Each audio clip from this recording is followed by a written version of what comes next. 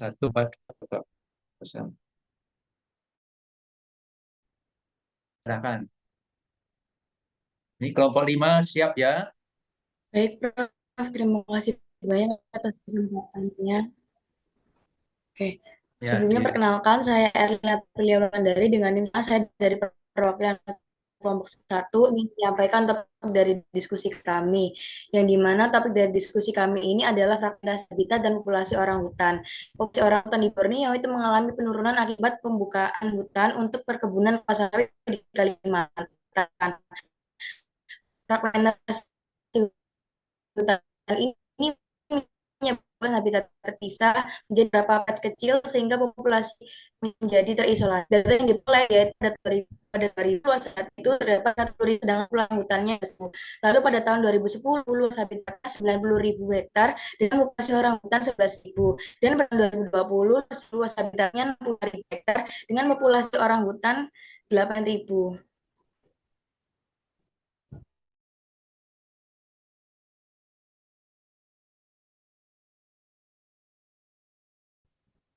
Lalu untuk selanjutnya yaitu mengenai analisis hubungan antara kehilangan juga populasi orang hutan. Di mana kehilangan habitat itu memiliki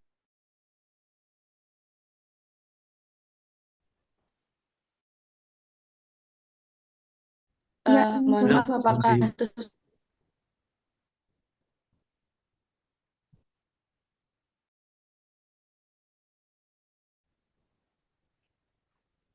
halo, apakah Mas putus?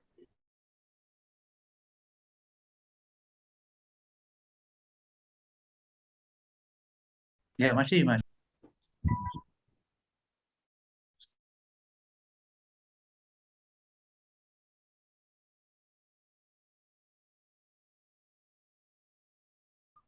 Pembahasan yang Simulasinya pertama kan itu mengenai kakaknya analisis Alika ya. hubungan.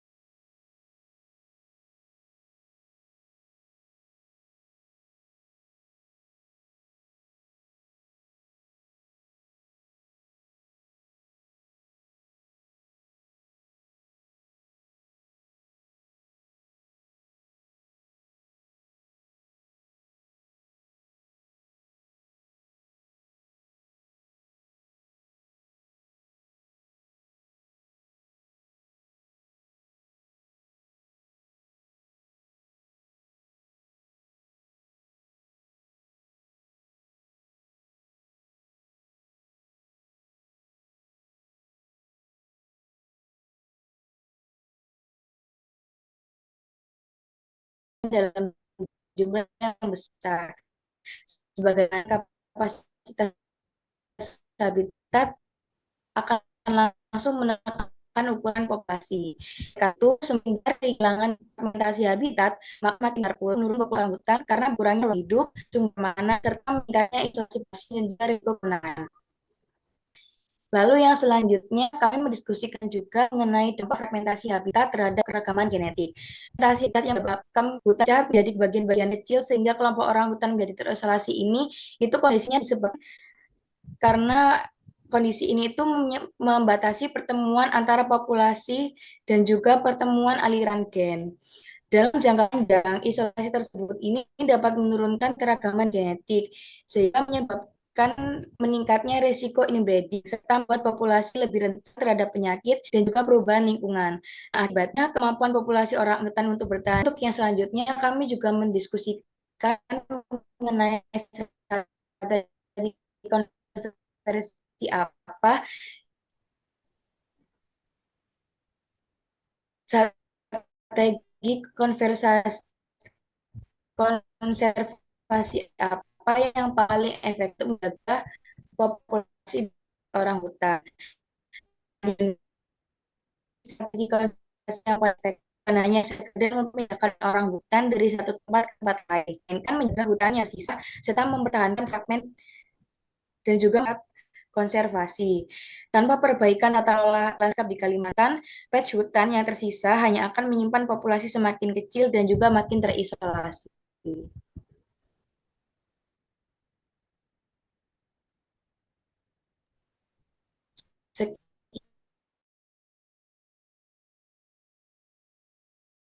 Sekian penjelasan dari kelompok satu. Terima kasih, mungkin dari Prof. Cip Oke, ada kelompok 5 tanggapan mau atau harus dari tanya ya. kelompok lain yang menanggapi. Terima kasih.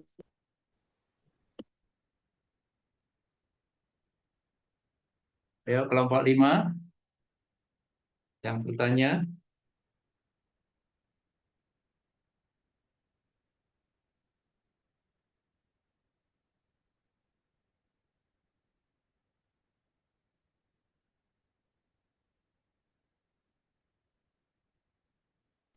sih Bapak, apakah saya boleh bertanya? Ya, apa ini? Saya Kimia Nata dengan NIM 183241045. Ya, Saya kelompok menurut 5. saya izin bertanya terkait em, Kimia ya. konservasi tadi, gimana apa saja strategi konservasi yang paling efektif untuk mengatasi fragmentasi habitat orang hutan dan bagaimana fragmentasi konservasi tersebut dapat mempengaruhi perilaku makan dan reproduksi dari orang hutan sendiri. Terima kasih. Ayo, kelompok 1. Sebelumnya, izin Prof, saya Claudia Z dari perwakilan kelompok satu juga, izin menjawab pertanyaan dari kimia. Sebelumnya mohon maaf, tadi sebenarnya udah disinggung untuk strategi konservasi di presentasinya. Cuma mungkin karena kendala jaringan, jadi agak sedikit macam-macam. Saya jadi izin menjawab. Untuk strategi konservasi yang kami diskusikan itu kami mempunyai 4 strategi. Yang pertama, menghentikan konversi habitat orang hutan yang masih berhutan, terutama di Kalimantan pada konsesi sawit, konsesi tanaman industri, dan wilayah tak terlindungi. Kemudian sempadan sungai. Yang ketiga, itu melindungi fragmen kecil orang utan dan belukar atau regrowth untuk orang utan itu sendiri, bukan hanya untuk hutan primer, karena habitat-habitat ini masih berfungsi bagi populasi orang utan itu sendiri. Kemudian yang keempat, itu mengurangi pembunuhan, konflik penangkapan, dan pemindahan yang tidak perlu melalui patroli, penegakan hukum yang perlu dikendalikan oleh pemerintah, dan juga kerjasama dengan masyarakat di sekitar hutan yang menjadi tempat fragmentasi orang hutan tersebut. Dan ketika kita melaksanakan strategi ini, itu bakal bisa berirama untuk membantu terjadi ter, ke membantu agar si fragmentasi orang hutan ini lebih sedikit terjadi. Dan juga kita bisa berupaya agar populasi orang hutan ini tetap tetap tidak dalam kategori critical indirect atau CR. Mungkin ada yang kurang jelas kimia atau mau ditanyakan kembali? Sudah cukup No. jelas juga, Ya, terima kasih. oke. Satu lagi. Saya izin bertanya, Prof. Ya, Itu kan tadi dijelaskan kalau fragmentasi hutan itu menyebabkan penurunan populasi orang hutan. Nah, setahu yang saya baca kan primata itu adalah hewan yang dia punya status sosial di populasinya. Ada yang jadi alfa, ada yang terus jadi apa? Yang dalam sistem kawin gitu lah. Nah, karena populasinya ini semakin menurun, apakah di sana itu ada perubahan dalam struktur sosialnya dan juga sistem kawinnya seperti itu? Dan kalau misalkan ada, apakah itu juga berpengaruh sama kesuksesan reproduksi para orangutan betinanya? Mengingatkan karena populasinya jadi terbatas, itu juga sulit untuk menemukan pasangan kawin dan juga sumber daya seperti itu. ya. Ayo kelompok 1 coba. Nanti kita masih ada. Kalau nggak ada, kita waktu nanti tanggal setelah hari raya. Kita jawab. Mau dijawab? Ayo, kelompok 1.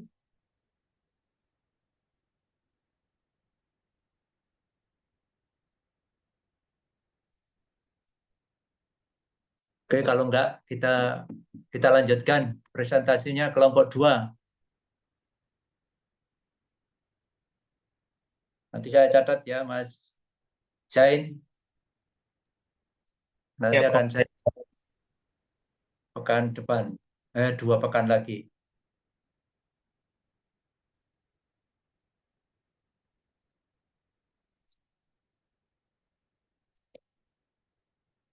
Oke, kelompok 2. Siapa Baik, yang sama kelompok saya 2? Prof. Aisyah. Iya, Aisyah. baik, Assalamualaikum.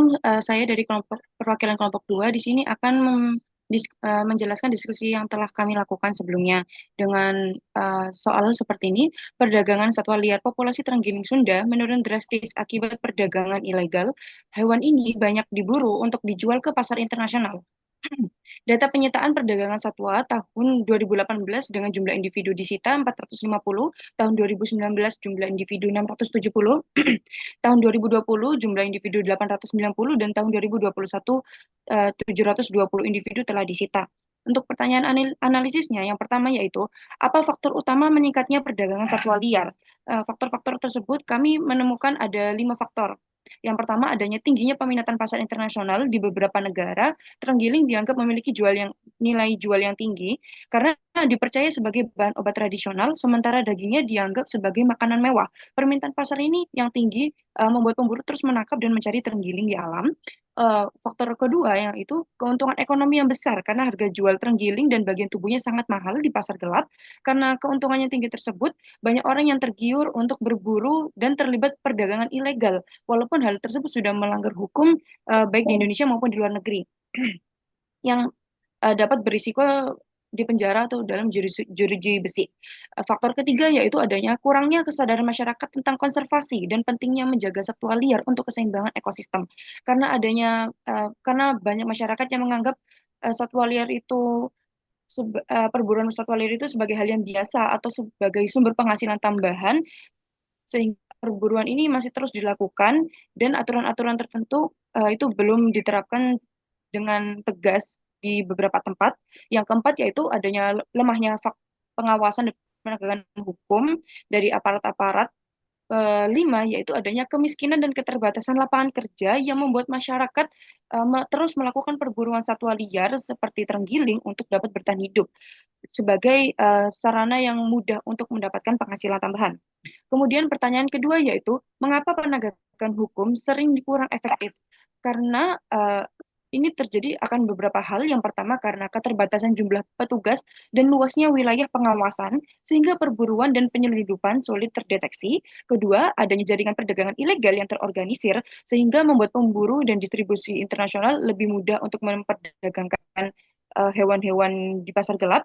Ketiga, adanya sanksi hukum yang relatif ringan, sehingga tidak menimbulkan efek jera maupun pelaku terus melakukan pelanggaran tersebut. Keempat, adanya koordinasi antar lembaga penegak hukum yang belum optimal sehingga membuat penanganan kasus perdagangan satwa liar menjadi kurang efektif. Yang terakhir yaitu tumpulnya hukum untuk orang berada dan tajam untuk orang yang kurang berada, sehingga kasus konservasi dan perdagangan ilegal ini sulit untuk mengenai pihak-pihak yang terorganisir di atas gitu. Hal ini menunjukkan ada kurangnya edukasi mengenai perdagangan satwa liar yang berdampak bagi lingkungan, sehingga kurangnya edukasi masyarakat dan faktor ekonomi yang tidak stabil ini juga meningkatkan perburuan satwa liar khususnya terenggiling yang menyebabkan spesies tersebut dapat terancam punah. Oleh karena itu, penegakan hukum harus efektif dan adil bagi seluruh jaringan masyarakat. Untuk pertanyaan ketiga yaitu rancangan strategi untuk mengurangi perdagangan ilegal. Kami memiliki ada 7. Yang pertama, melaksanakan patroli rutin di kawasan habitat terenggiling untuk melindungi habitat dan spesies tersebut, serta mencegah aktivitas perburuan sebelum masuk ke perdagangan internasional ilegal. Yang kedua yaitu memperketat pengawasan di pelabuhan, bandara, dan jalur perdagangan internasional. Ketiga, meningkatkan beban hukum bagi pemburu, pengepul perdagangan ilegal agar menimbulkan efek jerah. Keempat, meningkatkan edukasi dan kesadaran masyarakat terhadap pelestarian terenggiling dan dampak negatif penurunan populasi terenggiling melalui kampanye konservasi di sekolah, di media sosial, maupun di organisasi lingkungan. Selanjutnya yaitu kelima, peningkatan sistem pengawasan dengan teknologi. Jadi kita bisa memanfaatkan teknologi seperti kamera pengawas serta basis data perdagangan yang dapat memantau pergerakan barang perdagangan hewan ilegal yang berpotensi diperdagangkan di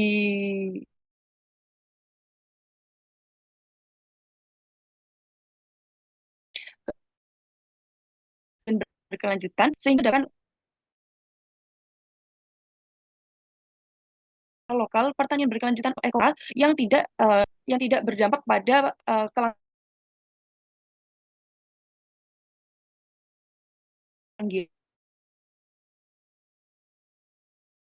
bekerja sama dengan akun website maupun sindikat-sindikat penjual ilegal dan melacak jaringan perdagangan satwa.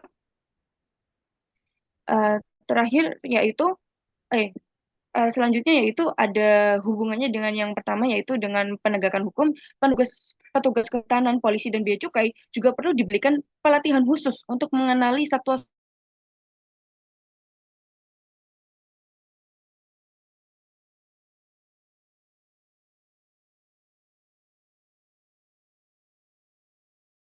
agar penanganan satwa hasil sitaan ini dan tingkat ancaman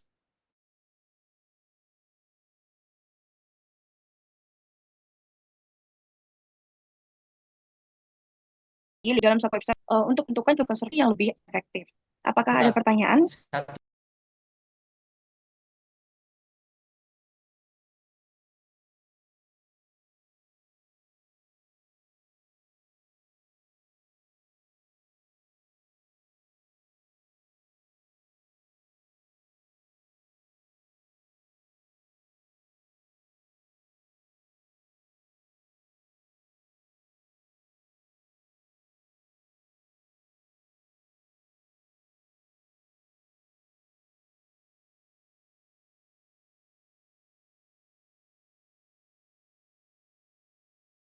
Kelompok Sudah jelas? pertanyaannya? Sudah jelas. Jawab. Oke, izin menjawab. Menurut dari diskusi kami sendiri, terjadi penurunan individu yang disita pada tahun 2020 ke tahun 2021 dipengaruhi oleh dua faktor utama. Yang pertama adanya penurunan sumber daya alam dari terenggiling itu sendiri karena sudah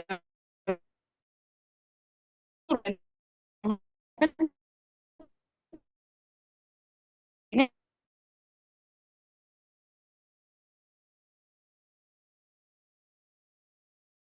mengenai jumlah individu yang disita itu kurang digali secara dalam sehingga kita hanya mendapatkan 720 individu ini.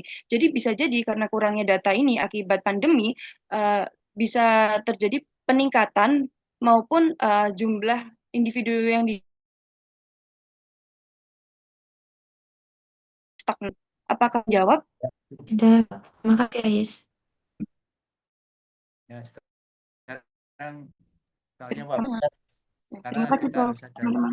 ya quiz. Oke ya, kelompok 3.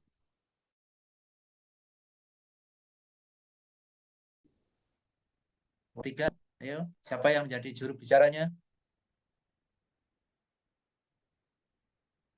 Kelompok 3 siapa?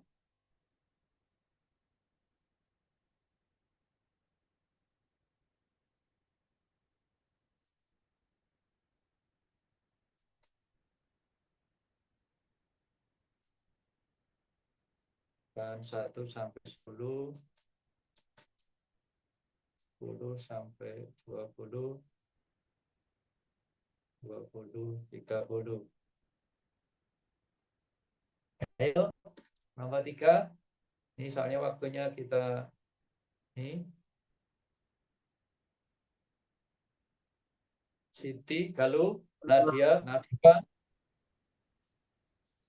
Ya. Baik, saya kelompok Oh, 3 izin Muhammad Aldi. Nih, Aldi silakan.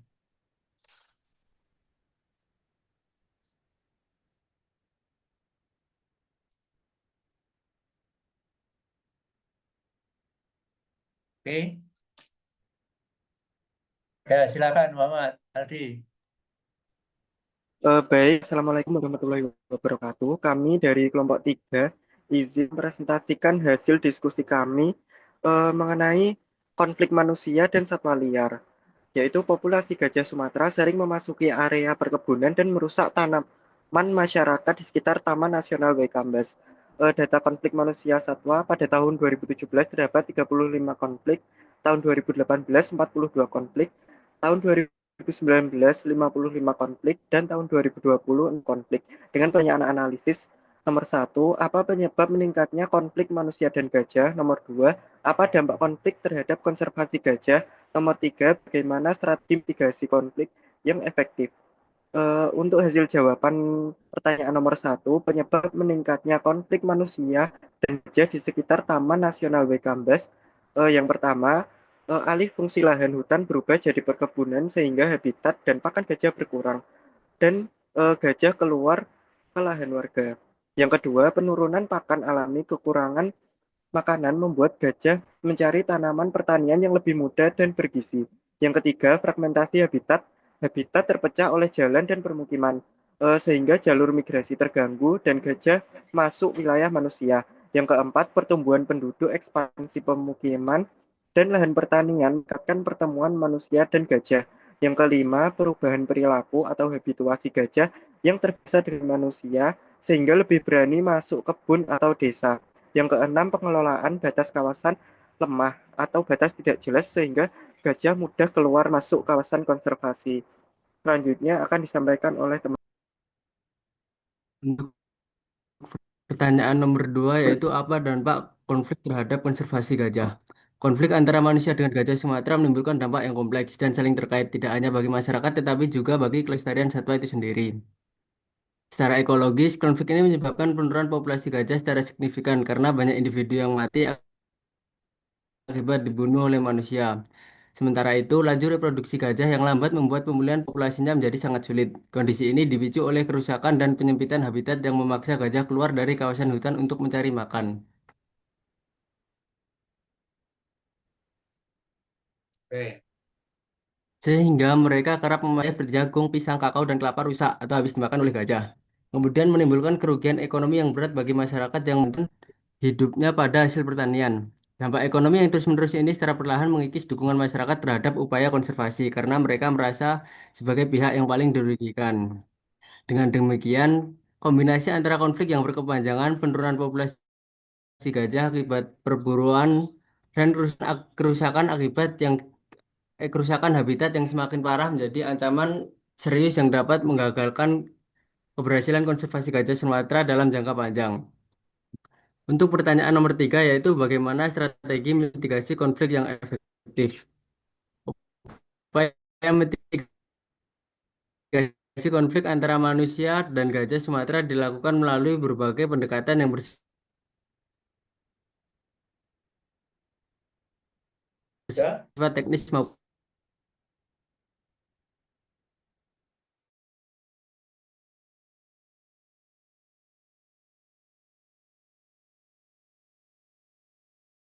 kembali ke habitatnya tanpa melukai mereka. Patroli bersama antara masyarakat dan petugas konservasi juga rutin dilakukan untuk mempercepat respon terhadap kemunculan gajah. Dari sisi pendekatan sosial, pengelolaan habitat terus diupayakan agar gajah tetap betah berada di dalam kawasan hutan. Serta edukasi kepada masyarakat mengenai pentingnya konservasi dan cara menghadapi gajah secara aman terus digalakan.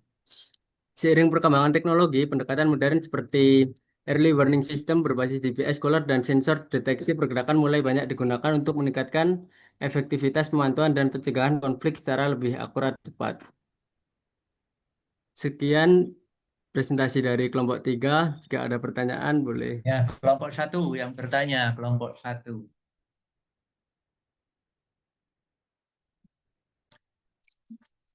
Nanti yang presentasi kelompok 4, yang bertanya kelompok 2 ya. Ya. Kelompok 1, ada pertanyaan? Satu aja pertanyaannya.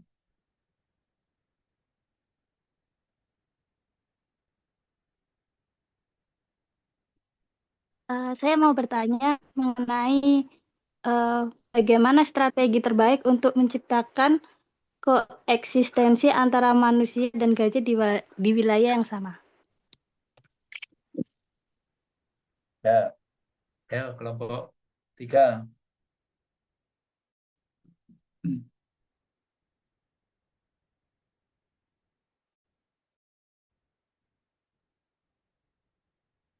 Saya izin menjawab, Bapak, selaku perwakilan dari kelompok 3. Yang jawab. Oke. Jadi tadi pertanyaannya terkait bagaimana strategi terbaik untuk menciptakan eksistensi gajah dan manusia di wilayah yang sama. Jadi tadi itu ada beberapa strategi mitigasi yang digunakan, termasuk membangun penghalang fisik. Nah, jadi dari pemerintah sendiri itu sudah membantu dan memberikan dana sekitar 800 atau 300 miliar untuk membangun penghalang fisik agar gajah itu tidak masuk ke daerah permukiman masyarakat.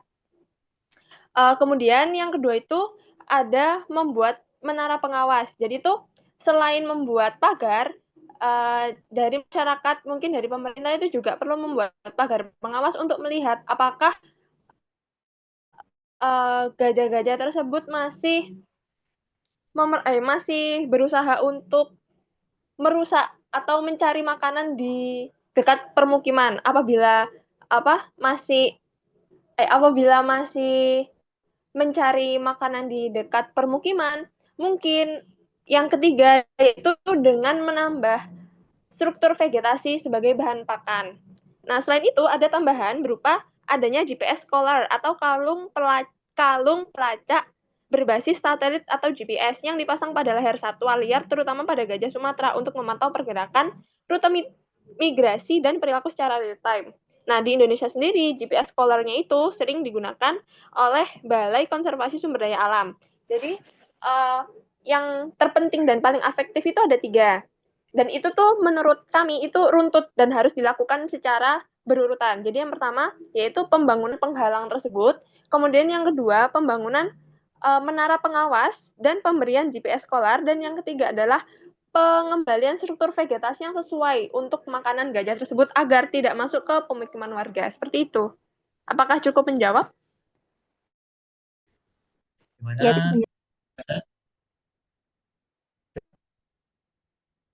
Oke, kalau tidak ada,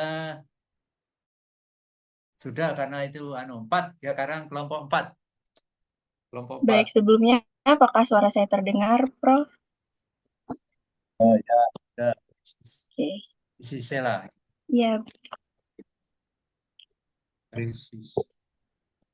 baik, sebelumnya Assalamualaikum warahmatullahi wabarakatuh. Perkenalkan, saya Priscilla Putri Aidia selaku perwakilan dari kelompok 4 yang akan membawakan hasil diskusi kami dengan topik spesies dengan populasi sangat kecil.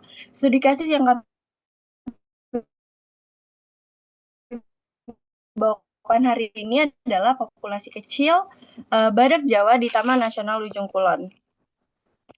Baik, sebelumnya kondisi populasi status critically endangered dan badak Jawa ini hanya ditemukan di Taman Nasional Ujung Kulon dengan jumlah populasi yang sangat terbatas. Kira-kira mengapa bisa terjadi? Yang pertama adalah karena adanya pemburuan liar dan juga perdagangan ilegal. Yang kedua adalah kerusakan atau penyempitan habitat. Yang ketiga adalah reproduksi yang lambat dan tingkat kelahiran yang rendah. Kira-kira bagaimana dampaknya? Terdapat dua dampak yang dapat mempengaruhi. Yang pertama adalah dampak ekologis, yaitu meningkatnya resiko kepunahan karena spesies hanya hidup pada wilayah yang terbatas, sehingga sangat rentan terhadap bencana alam, perubahan lingkungan, maupun wabah penyakit. Yang kedua adalah dampak genetik. Populasi kecil dapat menyebabkan terjadinya inbreeding yang menurunkan keragaman genetik, sehingga kemampuan spesies untuk beradaptasi terhadap perubahan lingkungan menjadi lebih rendah, dan peluang bertahan hidup dalam jangka panjang semakin menurun. Lalu selanjutnya ada upaya konservasi. Yang pertama adalah pembentukan unit-unit intelijen dan penegakan hukum atau Intelligence and Law Enforcement Unit. Yang kedua, dukungan legalitas perlindungan badak bercula 1 melalui Undang-Undang Nomor 5 Tahun 1990. Yang ketiga, kerjasama antara pemerintah Indonesia dengan WWF atau World Wide Fund for Nature melalui berbagai program. Yang terakhir adalah patroli rutin pengamanan badak dan habitatnya yang dilakukan oleh petugas TNUK dan masyarakat sekitar yang biasa disebut Rhino Monitoring and Protection Unit. Selanjutnya kami akan pindah ke pertanyaan-pertanyaan yang kami diskusikan. Yang pertama adalah apakah resiko ekologis jika suatu spesies hanya hidup di satu habitat? Jawabannya adalah jika suatu spesies hanya hidup di satu habitat, maka spesies tersebut memiliki resiko kepunahan yang sangat tinggi karena seluruh populasi bergantung pada kondisi satu ekosistem saja. Gangguan sekecil apapun dapat berdampak besar terhadap keberlangsungan hidup spesies tersebut. Yang kedua, pengaruh ukuran populasi kecil terhadap evolusi spesies. Penurunan variasi genetik pada populasi kecil seperti badak Jawa di Taman Nasional Ujung Kulon dapat menghambat proses evolusi spesies. Rendahnya keragaman gen membuat kemampuan populasi untuk beradaptasi terhadap perubahan lingkungan, penyakit, ataupun tekanan ekologi menjadi terbatas. Hanyutan genetik atau genetic drift adalah perubahan frekuensi gen yang terjadi secara acak dalam suhu pembawanya tidak sempat bereproduksi. Sementara gen yang netral atau kurang menguntungkan dapat menjadi tetap dalam populasi. Akibatnya, keragaman genetik menurun dan kemampuan spesies untuk beradaptasi terhadap perubahan lingkungan juga berkurang serta membatasi proses evolusi adaptif pada spesies tersebut. Yang selanjutnya adalah inbreeding meningkat. Inbreeding meningkat karena pilihan pasangan yang terbatas. Yang terakhir ada resiko bottleneck effect, yaitu penurunan drastis jumlah individu bahkan menyebabkan kepunahan. Selanjutnya kami akan membahas tentang apakah translokasi habitat baru diperlukan. Jawabannya adalah translokasi perlu ditimbangkan untuk kasus tersebut. Banyak hal yang perlu diperhatikan seperti habitat yang memiliki pakan cukup untuk melakukan pemindahan, jauh dari gangguan manusia, bebas dari penyakit, dan memiliki keamanan yang terjamin. Walaupun sulit, translokasi menjadi salah satu upaya yang sangat perlu dipertimbangkan sebagai upaya konservasi untuk mengurangi resiko kepunahan karena seluruh populasi hidup di satu lokasi.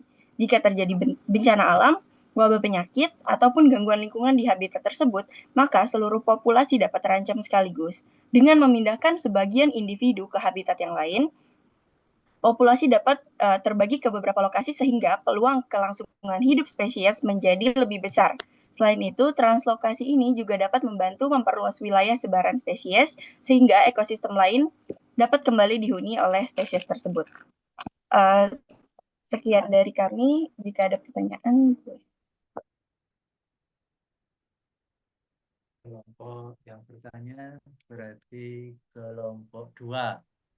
Ya. Baik, terima kasih atas kesempatannya. Perkenalkan saya Reva Fatimah, perwakilan dari kelompok 2. Izin bertanya kepada kelompok 4. Tadi kan sudah dijelaskan tentang keuntungan dari translokasi itu sendiri. Nah, apakah risiko dari melakukan translokasi ke habitat baru bagi badak Jawa ini? Dan jika translokasi benar-benar dilakukan, bagaimana cara menentukan habitat baru yang benar-benar sesuai secara ekologis selain yang sudah disebutkan tadi? Terima kasih.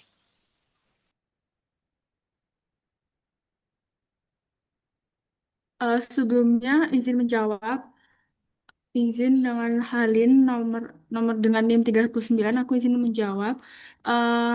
Risiko dari translokasi sendiri itu kan tadi udah dijelasin seperti emang kita butuh ketersediaan habitat yang layak seperti mencari lokasi yang emang memiliki karakteristik mirip sebelum di habitat pertamanya seperti TNUK tersebut. Seperti sumber air, jenis pakan, tingkat keasaman tanah itu memang sangat sulit. Nah, jadi kami oleh karena itu, sehingga translokasi itu emang punya berbagai pro dan kontra.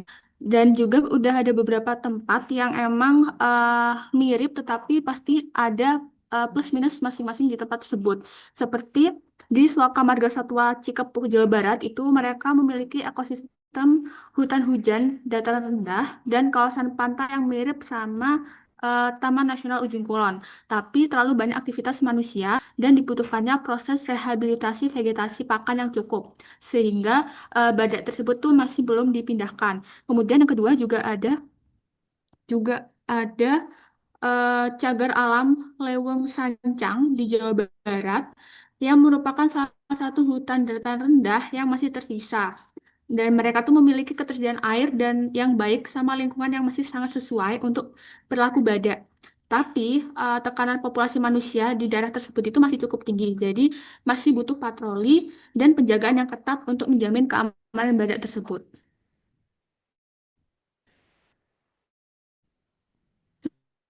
Seperti itu. Apakah bisa menjawab, Reva?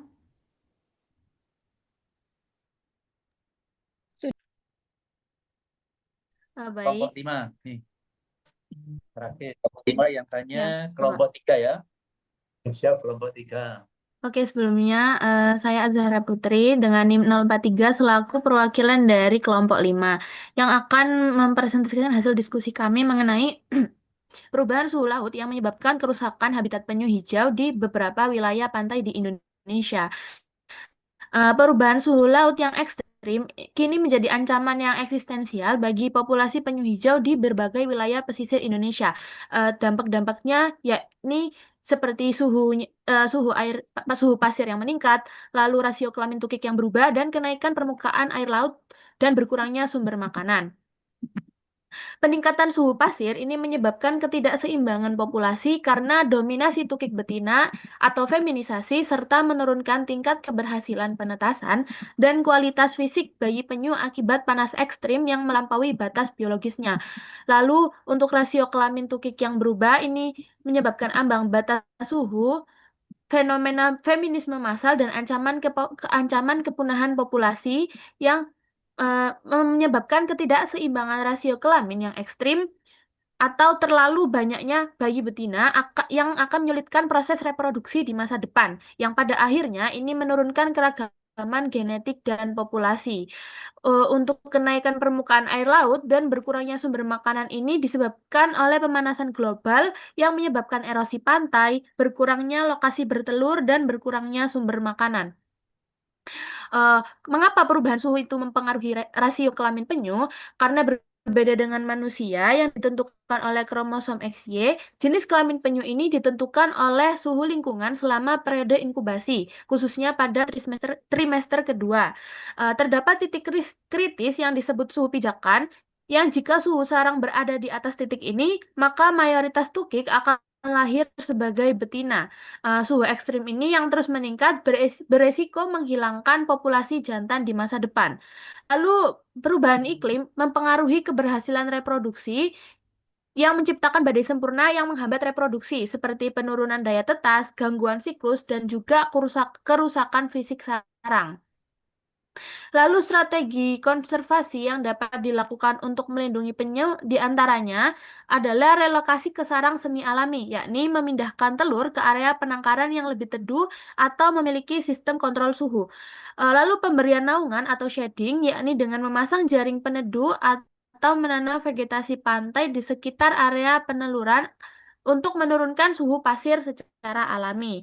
Lalu ada irigasi sarang, yakni menyiram pasir dengan air laut secara berkala pada jam-jam panas untuk menjaga kelembapan dan stabilitas suhu. Lalu ada perlindungan garis pantai yang membatasi pembangunan di pesisir untuk memberikan ruang bagi pantai mundur secara alami saat air laut naik. Nah, perubahan suhu laut dan pasir ini menjadi ancaman bagi populasi penyu hijau. Peningkatan suhu pasir juga menyebabkan fenomena feminisasi. Mayoritas tukik yang lahir sebagai betina dan suhu di atas 34 ini dapat mematikan embrio. Maka strategi konservasi tersebut dapat berguna untuk menyelamatkan habitat penyu di beberapa wilayah pantai di Indonesia. Sekian dari kami, terima kasih. Ya, kelompok 3 ya.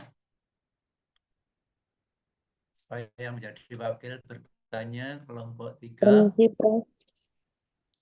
Anggita. Oke, Prof. Saya izin bertanya kepada kelompok 5. Tadi kan di solusi dijelasin bahwa pemindahan telurnya itu melalui semi alami. Nah, apakah pada relokasi semi alami ini bisa mengubah perilaku alami penyu seperti kan dapat kembali ke pantai asal. Lalu apakah relokasi semi alami ini bisa menjadi solusi jangka panjang atau hanya penanganan sementara? Terima kasih.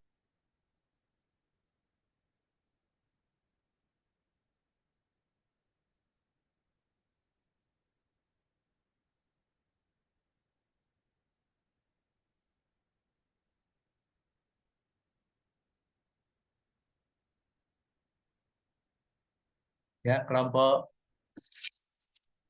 3, silakan. Nah, kita 13.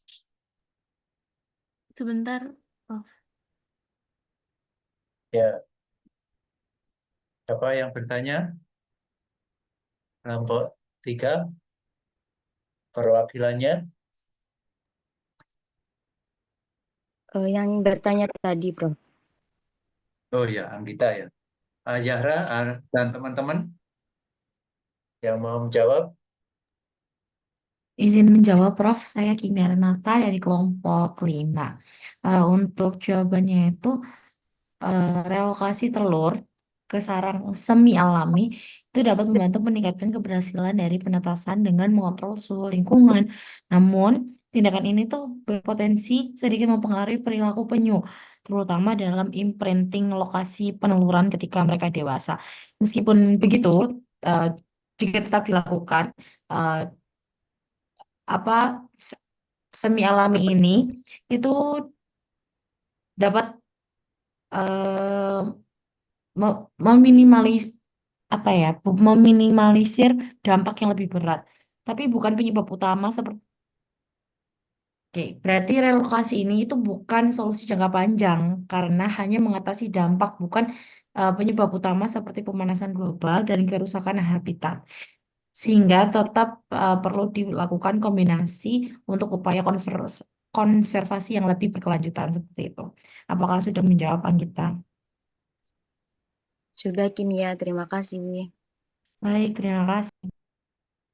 Oke, jadi kita sudah 5 ini 5 presentasi untuk diskusi dan 5 yang untuk menjawab. Kita ke ini. Ini kita lihat sampai jam berapa. Kita jam ke-7, jam 8 itu sampai 13.40. 13.40 sekarang. Nah, masih ada dikurangi 20 menit. 20 menit ya. Oke, kalau di sini kita ke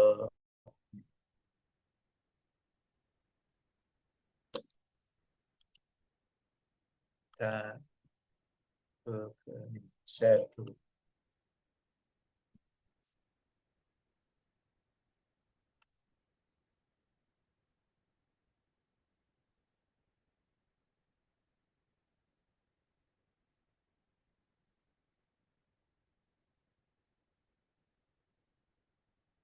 Ya, untuk menyelesaikan.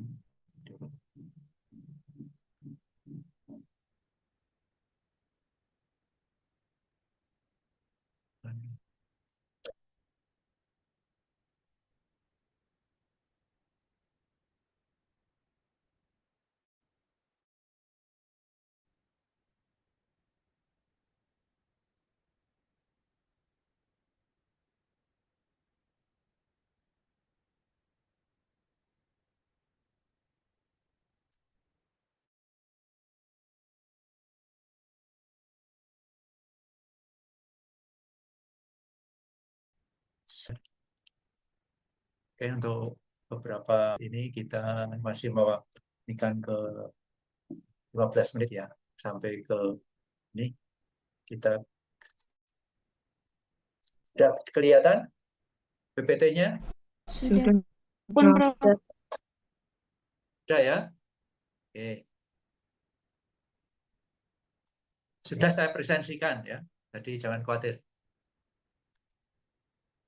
Oke, jadi hari ini kita tadi sudah diskusi. Sebetulnya judulnya kan di mana keberadaan organisme ya yang dilindungi. Jadi bergantung itu apa tadi? Bergantung pada habitat alami organisme itu sendiri ya. Kemudian sangat dipengaruhi oleh makanan, udara yang bersih, tempat berlindung dan lain-lain seperti yang tempat persamaan dan lain sebagainya. Kemudian dalam suatu habitat dapat ditempati beberapa organisme. Oke. Ini kita lewati aja. Ini adalah beberapa ini yang telah kita lewati.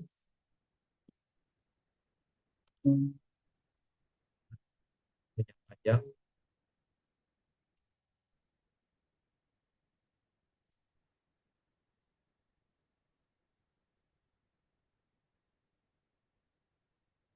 Di mana keberadaan organisme yang dilindungi? Ini ada beberapa, yaitu habitat perairan, habitat terestrial, ya. Anda tahu perairan itu ada perairan tawar, perairan laut, kemudian habitat terestrial itu ada gunung, lembah, sawah, dan lain sebagainya. Kemudian ada konservasi in situ dan konservasi ex situ, ya. Kalau konservasi in situ itu di kawasan atau di dalam habitat aslinya. Seperti itu tadi badak, ya, gajah itu habitat aslinya ya di situ. Kemudian jalak Bali, kemudian maleo, anoa, harimau Sumatera misalnya. Nah, itu orangutan, nah, itu betulnya di situ, ya. Jadi kegiatan perlindungan ini contoh-contoh misalnya di dalamnya in situ misalnya kawasan suaka alam, cagar alam, suaka marga satwa dan lain sebagainya ya. Nah, tujuan konservasi in situ itu menjaga keutuhan dan keaslian flora maupun fauna beserta ekosistemnya secara alamiah. Nah, perluasan kawasan sangat dibutuhkan dalam upaya memelihara proses ekologi yang esensial, ya, menunjang dan mempertahankan keanekaragaman genetik dan menjamin pemanfaatan jenis secara lestari dan berkelanjutan. Ini yang penting ya, secara lestari dan berkelanjutan. Sebetulnya semua yang ada di Indonesia itu boleh dieksploitasi, boleh dieksplor ya, tetapi harus bisa secara lestari dan berkelanjutan ya. Boleh dimanfaatkan sebesar-besarnya. Jadi ada beberapa yang ini kayaknya sudah Anda buat ini ya. Ada hutan lindung, ada taman nasional, ada ini taman nasional di seluruh Indonesia. Sekarang ada 50-an ya. Kemudian suaka marga satwa. Ya, kemudian cagar alam. Itu adalah konservasi in situ. Kalau ex situ yaitu di luar kawasan atau habitat aslinya. Contohnya misalnya di kebun binatang, taman safari, ya. Kemudian kalau tumbuhan ya di taman kebun raya, ya, itu adalah konservasi ex situ, kebun botani, kemudian taman hutan raya, taman safari, taman kota. Ya. Terus kemudian ada beberapa yang pribadi penangkaran satwa, ya. Nah, itu adalah konservasi ex situ. Ya, konservasi ini dilakukan dengan menjaga dan mengembangbiakan jenis flora atau tanaman dan satwa liar, ya, satwa di luar habitat alaminya, ya. Itu. Jadi biasanya disebut sebagai penangkaran, ya.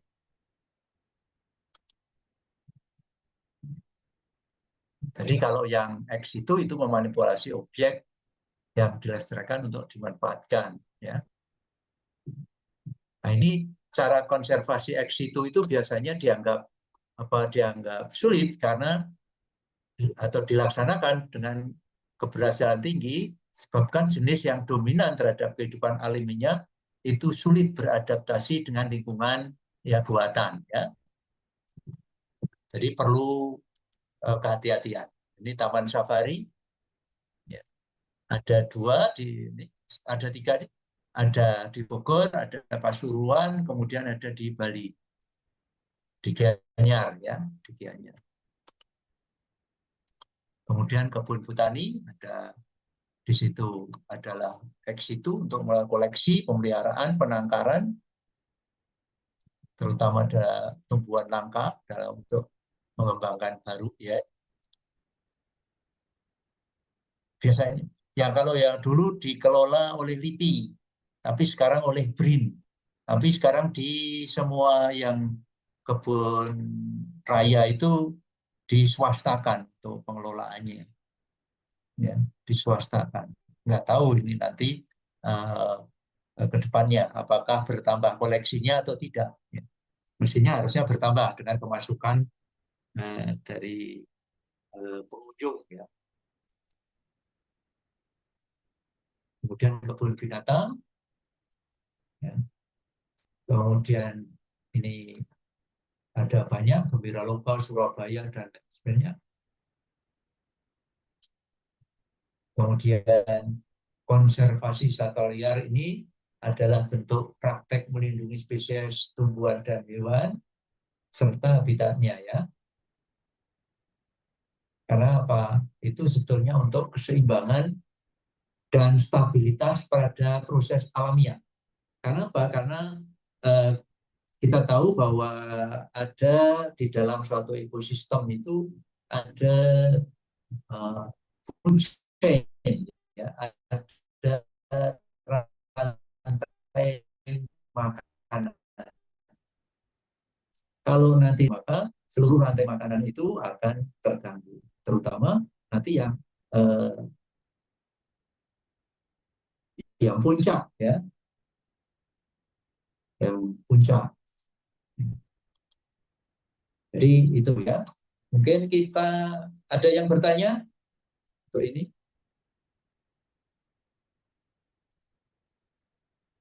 Nanti saya kirim saja. Nanti untuk dipelajari, kalau kurang jelas ditanyakan nanti di tatap muka berikutnya. Karena ini kita mulai jam berapa? Kuis. Kita lihatnya kuisnya ya.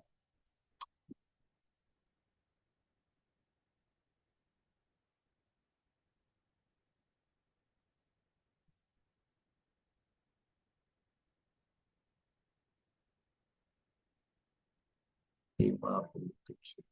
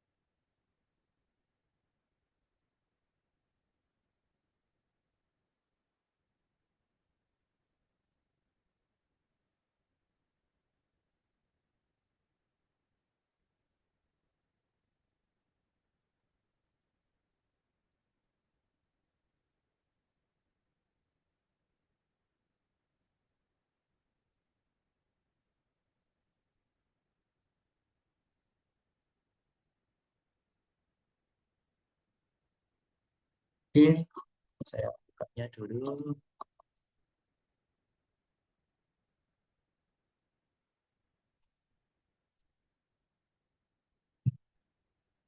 Saya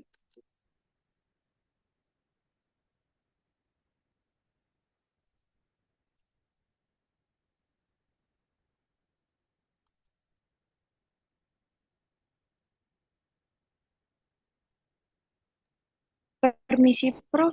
ya, Untuk kuisnya kan ada kuis, Prof. Ini kuisnya belum diupload, Prof. Di Hebat. sudah yang nomor 2. Yang Tanggal kuis 7. 2 hanya tes. Itu ada 2. Yang satu memang close, yang satu buka.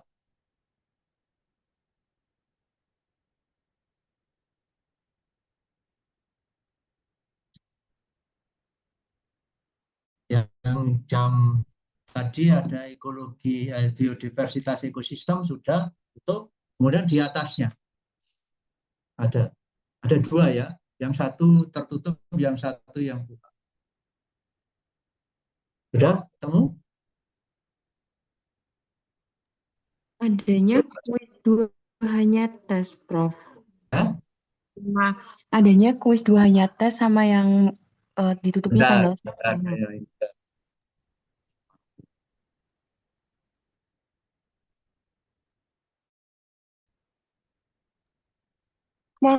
Prof, ini biologi konservasi bukan ekosistem. Ya, biologi konservasi Anda.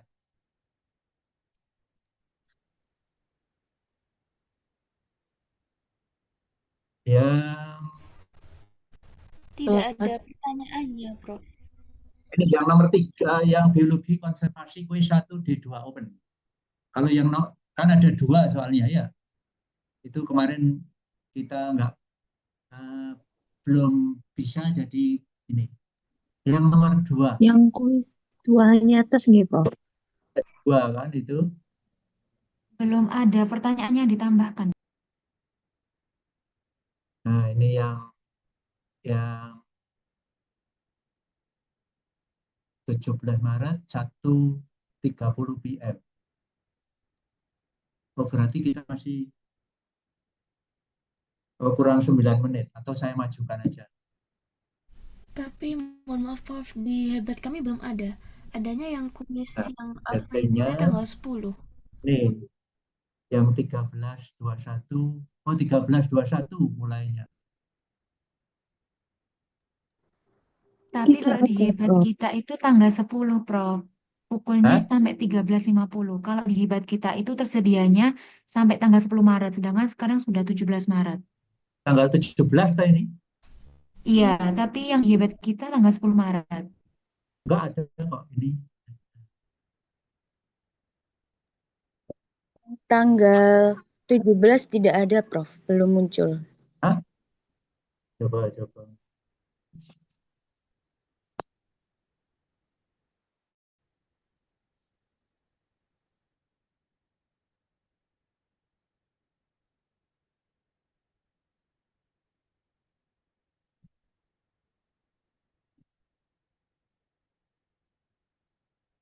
Kok 10 Maret?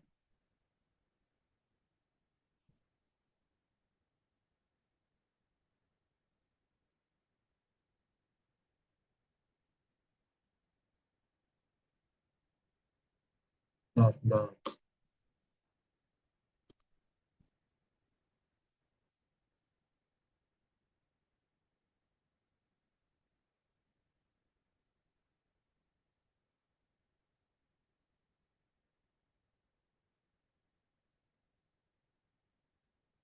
Sekarang kan 17.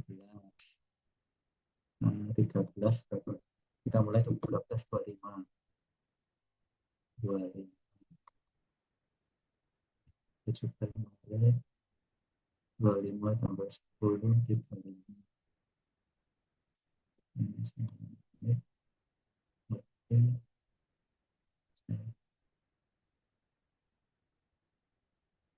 Belum keluar? Mestinya sudah ini. Sudah saya ganti. Yang tanggal 10 kita ganti tanggal 17.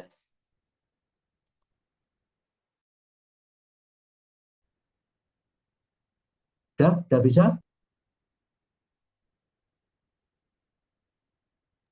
Belum, Kalau di mohon saya maaf, masih Prof, belum, belum Prof. ada. Hah? Belum bisa? Belum ada.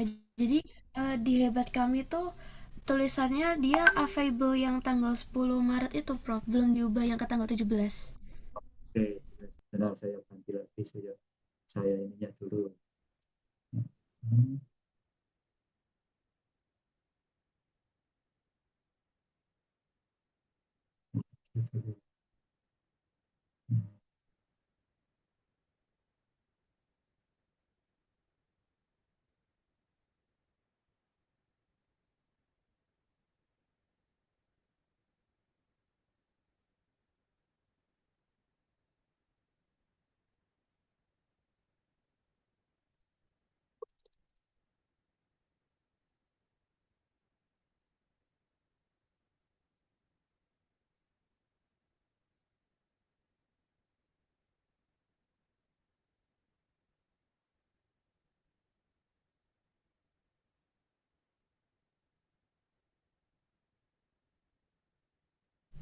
Mohon maaf, Prof. Mungkin Prof Chip salah post kuisnya di D1, harusnya di kelas D2, Prof.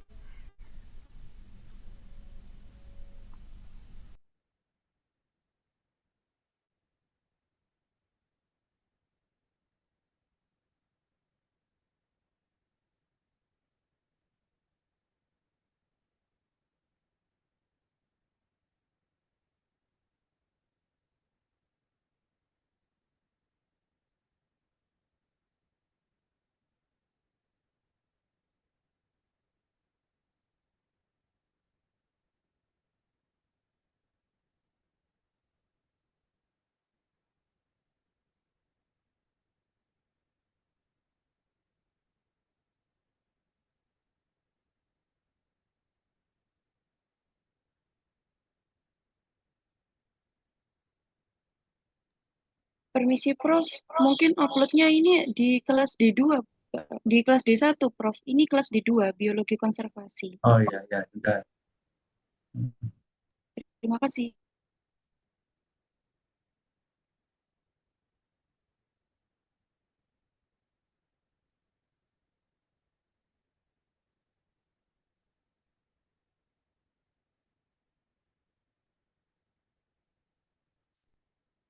Ini sudah bisa.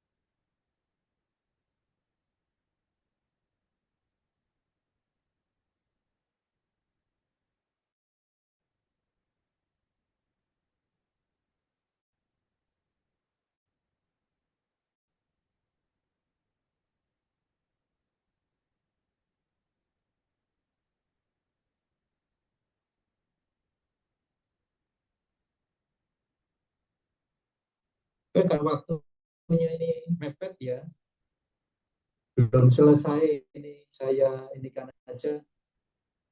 Halo, Iya, Prof. Iya, Prof. halo. Karena ini kok ada masalah, kita undur lagi aja ya.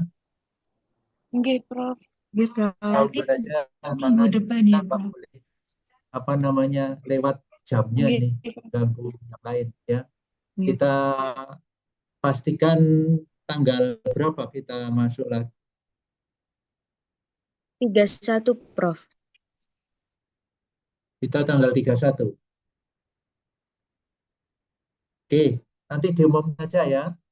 Kuisnya 10 anu Kak. Oke, kita akhiri aja ini untuk hari ini. Nanti saya ulang. Ini sebetulnya kok kemarin sudah masuk. Apa keliru D1 ya? Prof, saya izin bertanya. Ya, Untuk materi kuisnya tetap 1-3 atau ada ya ketambahan? 1-3 saja. Oh, baik. Terima kasih, Prof. Ya 1-3 saja. Oke, jadi nggak nambah materi ya. Oke. Kalau gitu kita cukupkan sekian dan maaf ya, jadi kita tertunda 2 kali. Oke, jadi kita akhiri sesi hari ini dengan bacaan Alhamdulillahirrahmanirrahim dan akhir salam. Wassalamualaikum warahmatullahi wabarakatuh. Terima kasih banyak, Prof. Ya, Terima kasih, Prof. ya kita Baik, Prof.